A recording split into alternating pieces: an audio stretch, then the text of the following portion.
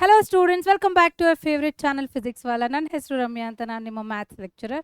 ನಿಮ್ಮೆಲ್ರಿಗೂ ಆಲ್ರೆಡಿ ಗೊತ್ತೇ ಇದೆ, ನಾವು KCET 2024 ಸಿಲೆಬಸ್ ಫಸ್ಟ್ ಇಯರ್ನ ಕಂಪ್ಲೀಟ್ ಮಾಡಿದ್ದೀವಿ. ಮೀನ್ಸ್ ಫಸ್ಟ್ ಇಯರಲ್ಲಿ ಏನು ಸಿಲೆಬಸ್ ಬರುತ್ತೆ ಅಂತ ಹೇಳಿದ್ವಿ. ಸೊ ಸೆಕೆಂಡ್ ಇಯರ್ ಸಿಲೆಬಸ್ ಯಾವುದು ಬರುತ್ತೆ, ಆಲ್ರೆಡಿ ನಾನು ನಿಮ್ಗೊಂದು ಹಿಂಟ್ ಕೊಟ್ಟಿದ್ದೀನಿ. ಪ್ರೀವಿಯಸ್ ವಿಡಿಯೋಲ್ಲೇ ನಾನು ನಿಮ್ಗೆ ಹೇಳಿದ್ದೀನಿ ಏನು ಬರುತ್ತೆ ಏನು ಬರಲ್ಲ ಅಂತ ಹೇಳಿಬಿಟ್ಟು. ಅದನ್ನು ಅನಲೈಸಿಸ್ ಮಾಡಿಕೊಂಡ್ರೆ ಸೆಕೆಂಡ್ ಇಯರಲ್ಲಿ ಏನು ಬರುತ್ತೆ ಅಂತ ಕಂಪ್ಲೀಟಾಗಿ ಗೊತ್ತಿರುತ್ತೆ ನಿಮಗೆ. ಸೊ ಸ್ಟಿಲ್ ಗೊತ್ತಿಲ್ಲ ಅಂತ ಅಂದರೆ ಈ ವಿಡಿಯೋ ನಿಮಗೆ ತುಂಬ ಹೆಲ್ಪ್ಫುಲ್ ಆಗುತ್ತೆ ಅನ್ಕೋತೀನಿ ನಾನು. ಸೊ ಹಾಗಾದರೆ ಸೆಷನ್ನ ಸ್ಟಾರ್ಟ್ ಮಾಡೋಣ. Math syllabus for KCET 2024 second year. ಇದನ್ನು ಹೇಳೋದಕ್ಕೂ ಮುಂಚೆ ಸಿಲೆಬಸ್ಸಲ್ಲಿ ನಾವು ಒಂದು ಥಿಂಗ್ ಹೇಳಬೇಕು. ಪ್ರೀವಿಯಸ್ ವಿಡಿಯೋಲ್ಲೂ ಸಹ ನಾನು ಇದನ್ನು ನಿಮಗೆ ಕಂಪ್ಲೀಟಾಗಿ ಎಕ್ಸ್ಪ್ಲೈನ್ ಮಾಡಿದ್ದೀನಿ. ಎಂಟ್ರೆನ್ಸ್ ಪಾರ್ಟ್ ಅಂತ ಅಂದರೆ ಯಾವುದನ್ನಾದರೂ ತಗೊಳ್ಳಿ ನೀವು. ಎಂಟ್ರೆನ್ಸ್ ಪಾರ್ಟಲ್ಲಿ KCET ಆಗಿರ್ಬೋದು, NEET ಆಗಿರ್ಬೋದು, ಅಥವಾ JEE ಆಗಿರ್ಬೋದು. ತುಂಬ ಜನ ಸ್ಟೂಡೆಂಟ್ಸ್ ಏನಂದರೆ, ಈಗ ನಾವು ಲೆಕ್ಚರ್ ಮಾಡೋವಾಗ, ಕ್ಲಾಸ್ ಮಾಡೋವಾಗ, ಮ್ಯಾಮ್ ಈ ಡಿಲೀಟೆಡ್ ಪೋರ್ಷನ್ಸ್ ಯಾಕೆ, ನಮ್ಗೆ ಡಿಲೀಟೆಡ್ ಪೋರ್ಷನ್ಸ್ ಬೇಡ, ನಮಗೆ ಬೋರ್ ಹೊಡಿತಿದೆ, ಸಿಲೆಬಸ್ ಕಂಪ್ಲೀಟ್ ಮಾಡಿ, ನಾವಿನ್ನೂ ಓದಬೇಕು, ಬೋರ್ಡ್ಸಲ್ಲಿ ಜಾಸ್ತಿ ಮಾರ್ಕ್ಸ್ ಬರಬೇಕು, ಇದನ್ನೇ ಕಾನ್ಸಂಟ್ರೇಟ್ ಮಾಡ್ತಾ ಇದ್ದಾರೆ. Well and good. ಅದು ಯಾವಾಗ ಸ್ಟೇಟ್ ಕಾಂಪಿಟೇಷನ್ ಎಕ್ಸಾಮ್ಗೆ ಬಂದಾಗ, ಯಾವಾಗ ನೀವು ಯಾವಾಗ ಕಂಪ್ಲೀಟಾಗಿ ಸೆಂಟ್ರಲ್ ಮೀನ್ಸ್ NEET ಮತ್ತು JEE ಎಕ್ಸಾಮ್ ಬರೆಯೋವಾಗ ಅದನ್ನು ಎಲ್ಲ ತಲೆಗೆ ಹಾಕ್ಕೋಬಾರ್ದು. ಯಾವುದು ಡಿಲೀಟೆಡ್ ಪೋರ್ಷನ್ ಇದೆ, ಯಾವುದು ಡಿಲೀಟೆಡ್ ಪೋರ್ಷನ್ ಇಲ್ಲ, ನನಗೆ ಎಕ್ಸಾಮ್ಗೆ ಯಾವುದು ಬರುತ್ತೆ ಯಾವುದು ಬರಲ್ಲ ಅಂತೆಲ್ಲ ಥಿಂಕ್ ಮಾಡಬಾರ್ದು. NCERT ಟೆಕ್ಸ್ಟ್ ಬುಕ್ ಏನಿದೆ ಕಂಪ್ಲೀಟಾಗಿ ಅದನ್ನು ಓದಬೇಕು ನೀವು. ಗೊತ್ತಾಗಿದೆ ಅಲ್ಲ. ಇಲ್ಲಿ KCETಯಲ್ಲಿ ನಿಮಗೆ ಡಿಲೀಟೆಡ್ ಪೋರ್ಷನ್ಸ್ ಅಂತ ಬಂದಿತ್ತು ಬೋರ್ಡ್ಸ್ಗೆ. ಇವಾಗಲೂ ಎಲ್ರಿಗೂ ಗೊತ್ತಿದೆ ನಿಮಗೆ. ಫಸ್ಟ್ ಇಯರಲ್ಲಿ ಕಂಪೇರ್ ಮಾಡಿದ್ರೆ ನಮಗೆ ಪ್ರಿನ್ಸಿಪಲ್ ಆಫ್ ಮ್ಯಾಥಮೆಟಿಕಲ್ ಇಂಡಕ್ಷನ್ ಎಲ್ಲ ಇಲ್ಲ. ಅದೇ ಥರ ಸೆಕೆಂಡ್ ಇಯರಲ್ಲೂ ನಮಗೆ ಸಮ್ ಪಾರ್ಟ್ಸ್, ಈಗ ಡಿಟರ್ಮಿನೆಂಟ್ಸಲ್ಲಿ ಸ್ವಲ್ಪ ಪಾರ್ಟ್ ಆಗಿರ್ಬೋದು, ಹಾಗೆ ಮ್ಯಾಟ್ರಿಸಸಲ್ಲಿ, ಇನ್ವರ್ಸ್ ಟ್ರಿಗ್ನೋಮೆಟ್ರಿಕಲ್ಲಿ, ಫಂಕ್ಷನ್ಸಲ್ಲಿ ಸೈನ್ ಇನ್ವರ್ಸ್ ಬಿಟ್ಟು ಬೇರೆ ತೆಗೆದುಬಿಟ್ಟಿದ್ದಾರೆ. ಹಾಗೆ ಮ್ಯಾಟ್ರಿಸಸಲ್ಲಿ ನಮಗೆ ಆಪರೇಷನ್ಸ್, ಎಲಿಮೆಂಟ್ರಿ ಆಪರೇಷನ್ಸ್ ಒಂದು ಬರುತ್ತೆ, ಅದನ್ನೆಲ್ಲ ರಿಮೂವ್ ಮಾಡಿಬಿಟ್ಟಿದ್ದಾರೆ. ಡಿಟರ್ಮಿನೆಂಟ್ಸಲ್ಲೂ ಸಹ ಪ್ರಾಪರ್ಟೀಸ್ ಬರುತ್ತೆ, ಅದನ್ನೂ ಸಹ ರಿಮೂವ್ ಮಾಡಿದ್ದಾರೆ. ಈ ಥರ ಪ್ರತಿಯೊಂದನ್ನು ಡಿಲೀಟ್ ಮಾಡ್ಕೊಂಡು ಹೋಗಿದ್ದಾರೆ ಪೋರ್ಷನ್ಸಲ್ಲಿ. ಹಾಗಾದರೆ ನಿಮಗೆ ಡೌಟ್ ಬರುತ್ತೆ, ಮ್ಯಾಮ್ KCETಲ್ಲಿ ಏನು ಪೋರ್ಷನ್ಸ್ ಬರುತ್ತೆ ಇಲ್ಲಿ ಅಂತ ಅಲ್ವಾ. ಇಲ್ಲಿ ಏನು ಬರುತ್ತೆ ಸಿಲೆಬಸ್, ಅದನ್ನು ಒಂದು ಶಾರ್ಟ್ ಆ್ಯಂಡ್ ಸ್ವೀಟಾಗಿ ಹೇಳ್ಬೋದು ಸೆಕೆಂಡ್ ಇಯರ್ಗಿಂತೂ. ಬಟ್ ನಾನು ಬರಿತೀನಿ one by one. Entrance exam ಅಂತ ಅಂದರೆ ಡಿಲೀಟೆಡ್ಡಾ ಇಲ್ವಾ ಅಂತೆಲ್ಲ ಇಲ್ಲಮ್ಮ, ಕಂಪ್ಲೀಟಾಗಿ ಓದಬೇಕಾಗತ್ತೆ. ಈಗ ನಾವು KCET ಎಕ್ಸಾಮ್ ನಿಮಗೆ ಓದಿಸ್ಬೇಕು ಅಂತ ಅಂದರೆ, ಒಂದು ಹೊಸ ಸೀರೀಸ್ನ ಸ್ಟಾರ್ಟ್ ಮಾಡಬೇಕಂತ ಅಂದರೆ, ಹೊಸ ಬ್ಯಾಚ್ನ ಸ್ಟಾರ್ಟ್ ಮಾಡಬೇಕಂತ ಅಂದರೆ, principle of first year example ತೊಗೋತಾ ಇದ್ದೀನಿ ನಾನು. ಪ್ರಿನ್ಸಿಪಲ್ ಆಫ್ ಮ್ಯಾಥಮೆಟಿಕಲ್ ಇಂಡಕ್ಷನ್ ಯಾವ ಥರ ಕಂಪೇರ್ ಮಾಡ್ತೀವೋ, ಒಂದು ಚಾಪ್ಟರ್ ಫುಲ್ ತೆಗೆದುಬಿಟ್ಟಿದ್ದಾರೆ. ಹಾಗಂತ ಹೇಳಿ ನಾವು ಆ ಚಾಪ್ಟರ್ನ ಬಿಡ್ತೀವಾ? ಇಲ್ಲ. ಯಾಕಂದರೆ KCET 2024ಅಲ್ಲಿ KE ಅವರು ರಿಲೀಸ್ ಮಾಡಿರೋದು ಆಲ್ರೆಡಿ ಕಂಪ್ಲೀಟ್ ಸಿಲೆಬಸ್ ಇದೆ.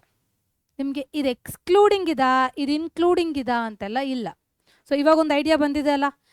ಒಂದು ಸ್ವಲ್ಪ ಮಕ್ಳು ಏನು ಮಾಡ್ತಾರೆ ಅಂದರೆ, ಈ ಸಿಲೆಬಸ್ನ ಡಿಲೀಟೆಡ್ ಪೋರ್ಷನ್ಸ್ನ ಮಾಡ್ತಾಯಿದ್ರೆ ಬೇಜಾರಾಗಿರುತ್ತೆ ಅವರಿಗೆ. ಸರ್ ಆ ಸಿಲೆಬಸ್ ಇಲ್ಲ, ನೀವು ಯಾಕೆ ಮಾಡ್ತಾಯಿದ್ದೀರಾ, ಮ್ಯಾಮ್ ಆ ಸಿಲೆಬಸ್ ಇಲ್ಲ, ನಮಗೆ ಬೇಡ ಅಂತ ಹೇಳ್ತೀರಾ. ಒಂದು ಲೆಕ್ಚರರ್ಸ್ ಏನಂದರೆ, ನಿಮಗೆ ಫ್ಯೂಚರಲ್ಲಿ ಈ ಥರ ಎಂಟ್ರೆನ್ಸ್ ಎಕ್ಸಾಮ್ಗೆ ಪ್ರಾಬ್ಲಮ್ ಆಗಬಾರ್ದು ಅಂತ ಫಸ್ಟಿಂದ ಹೇಳ್ಕೊಂಡು ಹೋಗ್ಬಿಡ್ತಾರೆ. ಇಲ್ಲ ಮತ್ತು ಲಾಸ್ಟಲ್ಲಿ ಹೊಸದಾಗಿ ಹೇಳಬೇಕು. ಅದರ ಬದಲು ಫಸ್ಟಿಂದಾನೇ ಎಕ್ಸ್ಪ್ಲೈನ್ ಮಾಡ್ಕೊಂಡು ಹೋದರೆ ನಮ್ಮ ಮಕ್ಕಳಿಗೆ ಈಸಿ ಆಗುತ್ತೆ ಅಂತ ಹೇಳ್ತಾರೆ ಅಷ್ಟೇ. ಅದರಿಂದ ಇನ್ಯಾವುದೂ ಸಹ ನಿಮಗೆ ಡಿಸ್ಅಡ್ವಾಂಟೇಜ್ ಇಲ್ಲ. ಒಂದು ಡಿಸ್ಅಡ್ವಾಂಟೇಜ್ ಬರುತ್ತೆ, ಬೋರ್ಡ್ಸ್ಗೆ ಓದೋದಕ್ಕೆ ಜಾಸ್ತಿ ಆಗುತ್ತೆ.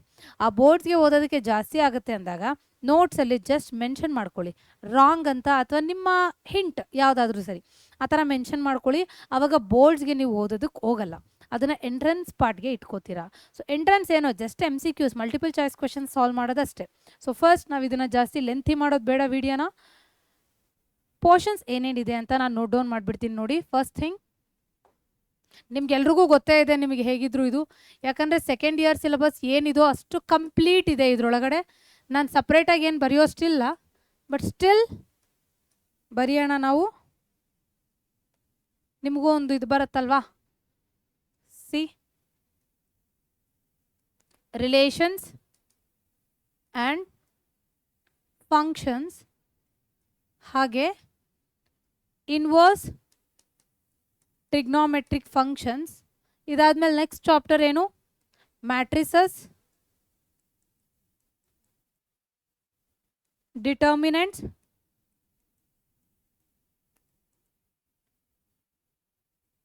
and next one continuity and differentiability, continuity and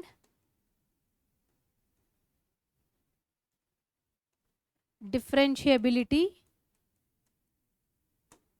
Next one, application of derivatives. Application of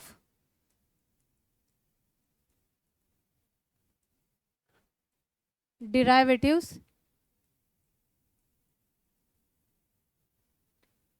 Yes. Integrals. Integrals. Application of integrals.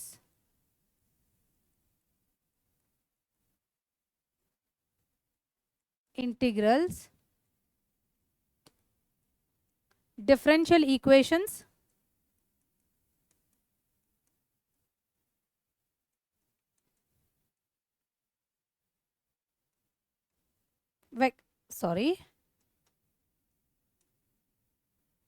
Vector algebra.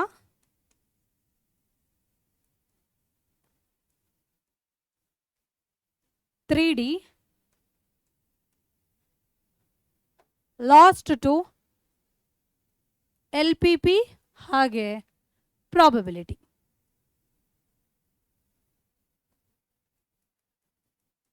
But ಇಲ್ಲಿ ನಿಮಗೊಂದು ಇಂಪಾರ್ಟೆನ್ಸ್ ಇದೆ. ಫಸ್ಟ್ ಇಯರ್ಗೆ ಕಂಪೇರ್ ಮಾಡಿದ್ರೆ ಸೆಕೆಂಡ್ ಇಯರ್ ತುಂಬ important. Most of the questions ಇದರಲ್ಲೇ ಬರುತ್ತೆ. First year ಒಂದು basics ಥರ ಅಷ್ಟೇ ನಿಮಗೆ. ಈಗ ಲಿಮಿಟ್ಸ್ ಆ್ಯಂಡ್ ಡಿರೈವೇಟಿವ್ಸ್ ಆಗಿರ್ಬೋದು, ರಿಲೇಷನ್ಸ್ ಆ್ಯಂಡ್ ಫಂಕ್ಷನ್ಸ್ ಆಗಿರ್ಬೋದು, trigonometric functions, inverse trigonometric functions ಎರಡನ್ನೂ ಕಂಬೈನ್ ಮಾಡಿ ಕೊಡ್ತಾರೆ.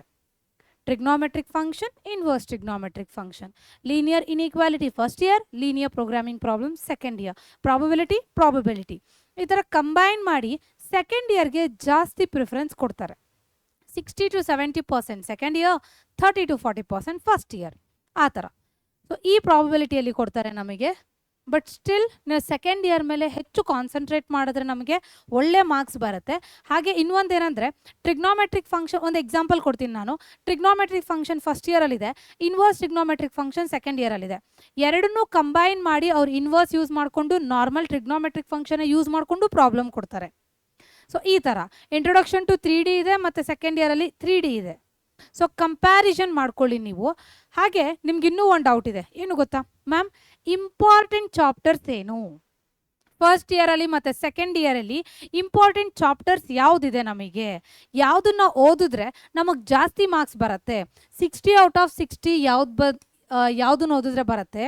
ಇಲ್ಲಾಂದರೆ 40+ ಹೋಗಲಿ ಮ್ಯಾಮ್, 40+ ಓದಿದ್ರೆ ಎಷ್ಟು ಬರುತ್ತೆ? 60 out of 60 ಅಂದರೆ ನೀವು ಪ್ರತಿ ಚಾಪ್ಟರ್ನು ಕಂಪಲ್ಸರಿ ಓದಲೇಬೇಕು ಅಂದ್ಕೊಳ್ಳಿ.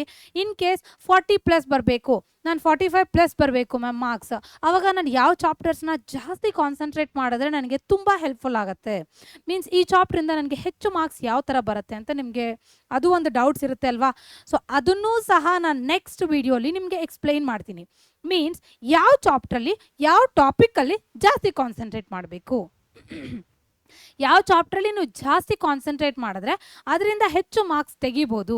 60ಗೆ ಜಾಸ್ತಿ ಮಾರ್ಕ್ಸ್ ಲೈಕ್ 40 or 50 ಈ ಥರ ಹೇಗೆ ತೆಗಿಬೋದು ಅಂತ ನಾವು ನೆಕ್ಸ್ಟ್ ಸೆಷನಲ್ಲಿ ಡಿಸ್ಕಸ್ ಮಾಡೋಣ. ಗೊತ್ತಾಗಿದೆ ಅಲ್ಲ ಇಲ್ಲಿಗೆ? ನಿಮಗೆ ಸಿಲೆಬಸ್ ಏನು ಅಂತ ಕಂಪ್ಲೀಟ್ ಅರ್ಥ ಆಗಿದೆ ಅಲ್ಲ? ಇವಾಗ ಏನು ಡೌಟ್ಸ್ ಇಲ್ಲ ಅನ್ಸುತ್ತೆ. ಡಿಲೀಟೆಡ್ ಪೋರ್ಷನ್ಸ್ ಇಲ್ವಾ? ಈ ಥರ ಎಲ್ಲ ಯಾವುದು ಡೌಟ್ಸ್ ಬರಲ್ಲ ಅನ್ಕೋತೀನಿ. ಐ ಹೋಪ್ ಈ ವಿಡಿಯೋ ನಿಮಗೆ ತುಂಬ ಹೆಲ್ಪ್ಫುಲ್ ಆಗಿದೆ ಅನ್ಕೋತೀನಿ. ನಾವು ನೆಕ್ಸ್ಟ್ ಸೆಷನಲ್ಲಿ ಇನ್ನೂ ಒಂದು ಒಳ್ಳೆ ವಿಡಿಯೋ ಮಾಡ್ತಾ ಮತ್ತು ಸಿಗೋಣ. Until then always keep smiling, take care and thank you so much. Bye. Thank you.